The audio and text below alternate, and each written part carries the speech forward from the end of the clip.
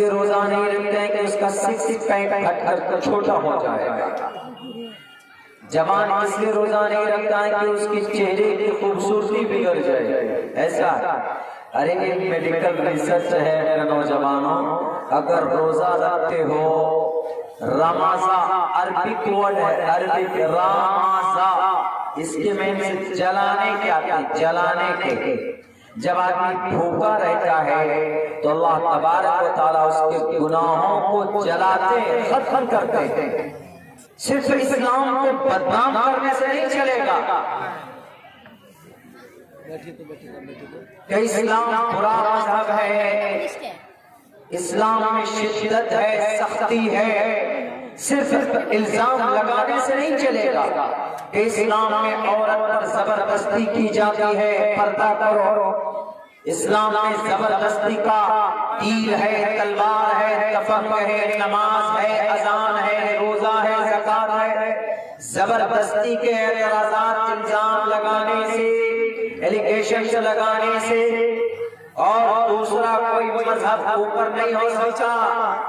الزام لگانے والوں پہلے یہ پروف کرو کہ تمہارے پاس انسانوں کو زندگی گزارنے میں جو طریقے، جو جن چیزوں کی ضرورت پیش آتی ہے، کیا تمہارے پاس ہے وہ چیز؟ اگر ہے تو پیش کرو اسلام کے سامنے، اگر نہیں ہے تو آنکھ بند کر کے اسلام کے سسٹم کو مارو، قرآن اور حدیث کو مارو. کیا ملے گا تم کو مان کی صورت میں؟ جب تم مانو گے تو انشاءاللہ definitely you will enter the paradise. جنت اللہ تمہیں عطا کرے گا. وَنَهَى النَّفْسَ عَنِ الْهَوَىٰ فَإِنَّ الْجَنَّةَ هِيَ الْمَأْوَىٰ. جو آدمی برائیوں سے رکے گا فَإِنَّ الْجَنَّةَ هِيَ الْمَأْوَىٰ، جنت اس کا ٹھکانہ ہوگی، جنت میں جائے گا. لوگ اعتراض کرتے ہیں اسلام پر، ڈونٹ وری، گھبرانے کی فکر کرنے کی ضرورت نہیں. ابھی سے نہیں، اللہ کے نبی کے زمانے سے اعتراض آ رہا ہے اسلام پر.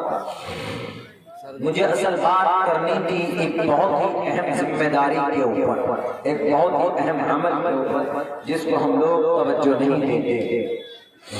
لَتُؤَدَّنَّ الْحُقُوقَ إِلَىٰ أَهْلِهَا. اگر کوئی کسی کی جائیداد پر قبضہ کرتا ہے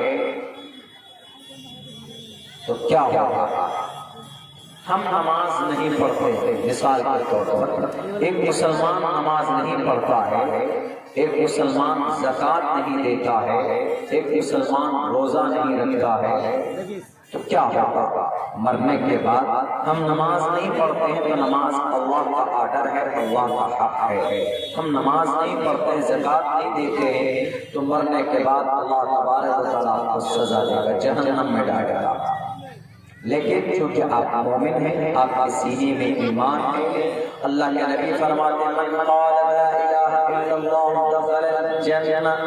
جو انسان لا الہ الا اللہ پڑھے گا، ایمان رکھے گا، آستہ رکھے گا، یقیناً وہ جنت میں جائے گا. دوسری حدیث میں من شہد ان لا الہ الا اللہ وان محمد رسول اللہ حرم اللہ علیہ النار. جو انسان گواہی دے کہ اللہ ایک ہے اور دوسرے نمبر پر کہ محمد اللہ کے رسول ہیں، اللہ تبارک و تعالیٰ اس پر جہنم کی آگ کو حرام کر دیتا ہے. لیکن نماز تو پڑھی نہیں، زکات تو ہم نے دیا نہیں، روزے تو رکھے نہیں.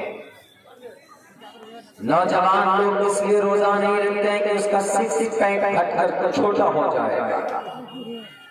جوان اس لیے روزہ نہیں رکھتا ہے کہ اس کی چہرے کی خوبصورتی بگڑ جائے. ایسا ارے ایک میڈیکل ریسرچ ہے میرے نوجوانوں، اگر روزہ رکھتے ہو، رمضا عربک ورڈ ہے، عربک رمضا، اس کے میں جلانے کے آتے ہیں، جلانے کے.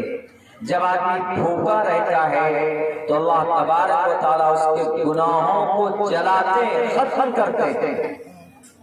اور میڈیکل ریسرچ کے اعتبار سے آدمی جب بھوکا رہتا ہے، سب سے زیادہ بیماری آدمی کی کہاں سے شروع ہوتی ہے؟ پیٹ سے ہوتی شروع. پیٹ سے، پیٹ ٹھیک تو پوری باڈی سے.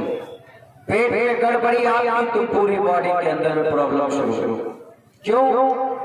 ایبڈومین system, your abdomen system, stomach abdomen, stomach abdomen دونوں پیٹ کو بولتے ہیں. ایک پورے سسٹم کو ایبڈومین بولا جاتا ہے، اسٹمک کو وہ جو سسٹم پیٹ کا رہتا ہے اس کو بولا جاتا ہے. اگر پیٹ صحیح ہے تو آپ کی پوری باڈی صحیح. تو جب پیٹ میں کھانا جائے گا نہیں، ریسائیکل ہوتا ہے. پیٹ کے اندر بھوکا رہنے کی وجہ سے جو مشین ہے وہ فری ہوتی ہے. مشین جو غرق غبار ہے وہ سب ریسائیکل ہو کر باہر نکلتا ہے. اسی لیے کہا جاتا ہے، بڑے بڑے ڈاکٹر کی یہ تحقیق ہے کہ اگر کوئی روزہ رکھتا، اگر کوئی بھوکا رہتا ہے، بھوکا، تو اس کو کینسر جیسی مہلک بیماری نہیں ہوتی اور پیٹ کے امراض سے دور ہو جاتا ہے. یعنی پیٹ کی بیماری سے اس کو نجات اور اس کو چھٹکارا مل جاتا ہے. جو آدمی بھوکا رہتا ہے، اور رمضان میں بھوکا ہی تو رہتے ہیں مستقل. ہم لوگ ایک مہینے میں کہتے ہیں بھوکے رہتے ہیں. ایسا نہیں ہے کہ روزہ رکھنے سے آپ کا 6 پیک آپ کا 5 پیک بن جائے گا. بھوکا رہنے سے آپ کی چہرے کی رونق ختم ہو جائے گا، ایسا نہیں ہے. روزہ رکھو، دیکھو پیٹ کا سسٹم ٹھیک ہوگا آپ کا. رمضان جلانا، آگ کرنا، سوکھی لکڑی کو جیسے آگ جلا کر راکھ کرتی ہے، ایسے ہی رمضان کے روزے انسانوں کے گناہوں کو جلا کر ختم کرتی. نہیں رکھتے روزے، زکات نہیں دی، حج بھی نہیں کرنے گئے، تو اللہ تبارک و تعالیٰ مرنے کے بعد کہے گا کہ یو آر بلڈر، تم بلڈر تھے.